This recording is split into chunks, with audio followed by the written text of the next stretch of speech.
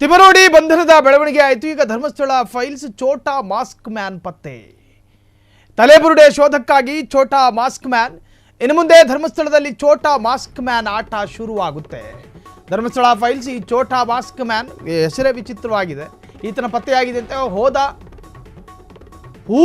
ಹೂತ ತಲೆಬುರುಡೆ ಶೋಧಕ್ಕಾಗಿ ಛೋಟಾ mask man. ಇನ್ನು ಮುಂದೆ ಧರ್ಮಸ್ಥಳದಲ್ಲಿ ಛೋಟಾ ಮಾಸ್ಕ್ ಮ್ಯಾನ್ ಆಟ ಶುರುವಾಗುತ್ತಾ? ಸೋಷಿಯಲ್ ಮೀಡಿಯಾದಲ್ಲಿ ಛೋಟಾ ಮಾಸ್ಕ್ ಮ್ಯಾನ್ ಸೌಂಡ್ ಮಾಡ್ತಿದ್ದಾನೆ.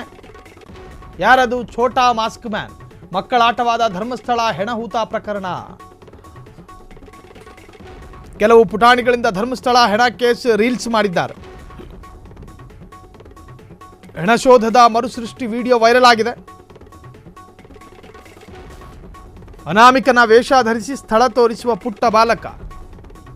ನೋಡಿ, ಈ ಮಕ್ಕಳಿಗೆ ಪ್ರೇರಣೆ ಆಗಬಾರ್ದು ಈ ಪ್ರಕರಣ. SIT ಅಧಿಕಾರಿಗಳಂತೆ ಶೋಧ ನಡೆಸುವ ಇತರೆ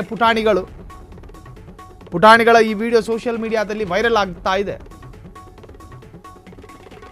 ಧರ್ಮಸ್ಥಳ ಫೈಲ್ಸ್ ಛೋಟಾ ಮಾಸ್ಕ್ ಮ್ಯಾನ್ ಪತ್ತೆ.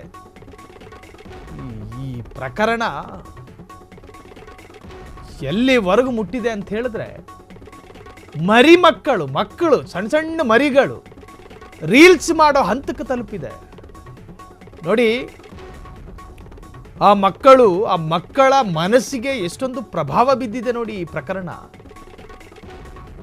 ತಲೆಬುರುಡೆಯನ್ನ ಹಸಿ ಮಣ್ಣನ್ನ ಕೆರೆದು ಹೊರತೆಗೆಯುವಂತಹ ಈ ಹಿಂದೆ ಸಾಕ್ಷಿದಾರನ ವಿಡಿಯೋ ವೈರಲ್ ಆಗಿತ್ತಲ್ಲ, ಅದನ್ನ ನೋಡ್ಕೊಂಡು ಮಕ್ಕಳ ಮನಸ್ಸಿಗೆ ಎಷ್ಟು ಪ್ರಭಾವ ಬೀರಿದೆ ನೋಡಿ. ಇದು ನೆಗೆಟಿವ್ ಆಗಿ ಪ್ರಭಾವ ಬೀರಿರುವಂತಹದ್ದು. ಅವರು ಮರುಸೃಷ್ಟಿ ಮಾಡ್ಕೊಂಡಿದ್ದಾರಂತೆ. ಪುಟಾಣಿಗಳಿಂದ SIT ಅಧಿಕಾರಿಗಳಂತೆ ಶೋಧ ನಡೆಸುವಂತಹ ರೀಲ್ಸ್ ಬಿಡುಗಡೆಯಾಗಿದೆ. ಪುಟಾಣಿಗಳ ಈ ವಿಡಿಯೋ ಸೋಷಿಯಲ್ ಮೀಡಿಯಾದಲ್ಲಿ ವೈರಲ್ ಆಗ್ತಾ ಇದೆ. ಮಕ್ಕಳ ಮೇಲೆ ನಕಾರಾತ್ಮಕ ಪರಿಣಾಮವನ್ನ ಬೀರ್ತಾ ಈ ಒಂದು ಹೆಣಹೂತ ಪ್ರಕರಣ. ತಲೆಬುರುಡೆ ಶೋಧಕ್ಕಾಗಿ ಛೋಟಾ ಮಾಸ್ಕ್ ಮ್ಯಾನ್. ಇನ್ನು ಮುಂದೆ ಧರ್ಮಸ್ಥಳದಲ್ಲಿ ಛೋಟಾ ಮಾಸ್ಕ್ ಮ್ಯಾನ್ ಆಟ. ಹಾಗಾದ್ರೆ ಏನದು? ಆ ವಿಡಿಯೋ ಯಾವುದು?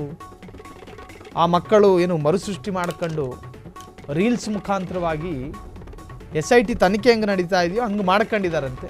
ಆ ಥರದ್ದೊಂದು ವಿಡಿಯೋ ಈಗ ಸಿಕ್ಕಾಪಟ್ಟೆ ವೈರಲ್ ಆಗ್ತಾ ಇದೆಯಂತೆ. ತುಂಬ ಮಕ್ಕಳೇ ವಿಡಿಯೋ ಮಾಡಿರೋದ್ರಿಂದಾಗಿ ತೋರಿಸೋದಕ್ಕೂ ಕೂಡ ನಮಗೆ ಕಷ್ಟ ಸಾಧ್ಯ ಆಗ್ತಾ ಇದೆ. ಹಾಗಾಗಿ ಹೆಂಗೆ ತೋರಿಸೋದು ಅನ್ನೋದ್ರ ಬಗ್ಗೆ ಸಿದ್ಧತೆ. ಕೆಲವು ಪುಟಾಣಿಗಳಿಂದ ಧರ್ಮಸ್ಥಳ ಹೆಣ ಕೇಸ್ ರೀಲ್ಸು, ಹೆಣ ಶೋಧದ ಮರುಸೃಷ್ಟಿ ವಿಡಿಯೋ ವೈರಲ್ ಆಗಿದೆ. ಅನಾಮಿಕನ ವೇಷ ಧರಿಸಿ ಸ್ಥಳ ತೋರಿಸುವಂತಹ ವಿಡಿಯೋ ಅದು. ಸೊ ನೋಡಿ, ಗಮನಿಸ್ತಾ ಇದ್ದೀರಿ ನೀವು ಪುಟಾಣಿಗಳು. ಇನ್ನು ಮುಂದೆ ನಾವು ಡಿಸ್ಕ್ಲೇಮರ್ ಕೊಟ್ಟು ಬಿಡ್ತೀವಿ, ಈ ವಿಡಿಯೋ ಇನ್ನೊಬ್ಬರಿಗೆ ಪ್ರೇರಣೆಯಾಗಬಾರ್ದು. ಹೆಣಹೂತ ಪ್ರಕರಣ ಅತ್ಯಂತ ಗಂಭೀರ ಪ್ರಕರಣ. ಆ ಪ್ರಕರಣ ಮಕ್ಕಳ ಮನಸ್ಸಿಗೆ ನಕಾರಾತ್ಮಕವಾದಂತಹ ಪ್ರಭಾವ ಬೀರಬಾರ್ದು. ಬದುಕಿ ಬಾಳಬೇಕಾದಂತಹ ಮಕ್ಕಳು, ಜ್ಞಾನಾರ್ಜನೆಯನ್ನು ಮಾಡಿಕೊಳ್ಳಬೇಕಾದಂತಹ ಮಕ್ಕಳು, ಸಾಕ್ಷಿದಾರನ ಹಾಗೆ ಮುಖಕ್ಕೆ ಮಾಸ್ಕ್ ಹಾಕ್ಕೊಂಡು, ಒಂದು ರೀತಿಯ ಕೈಯಲ್ಲಿ ಮಾರಕಾಸ್ತ್ರಗಳನ್ನು ಇಟ್ಕೊಂಡು, ಡಾಗ್ ಸ್ಕ್ವಾಡನ್ನು ಕರ್ಕೊಂಡು, ಇವೆಲ್ಲವೂ ಕೂಡ ನಕಾರಾತ್ಮಕವಾಗಿ ಮಕ್ಕಳನ್ನು ಕಾಡುತ್ತೆ. ಸೊ ಹಾಗಾಗಿ ಈ ಬೇರೆ ಮಕ್ಕಳಿಗೆ ಪ್ರೇರಣೆಯಾಗಬಾರದು ಎನ್ನುವಂತಹದ್ದು ನಮ್ಮ ಉದ್ದೇಶ. ಕ್ಷಣ ಕ್ಷಣದ ಸುದ್ದಿಗಳಿಗಾಗಿ ಫ್ರೀಡಂ ಟಿವಿ ಸಬ್ಸ್ಕ್ರೈಬ್ ಮಾಡಿ, ಲೈಕ್ ಮಾಡಿ ಹಾಗೂ ಫಾಲೋ ಮಾಡಿ. ಹೊಸ ಸುದ್ದಿಗಳ ನೋಟಿಫಿಕೇಶನ್ಗಾಗಿ ಬೆಲ್ ಐಕಾನ್ ಮೇಲೆ ಕ್ಲಿಕ್ ಮಾಡಿ.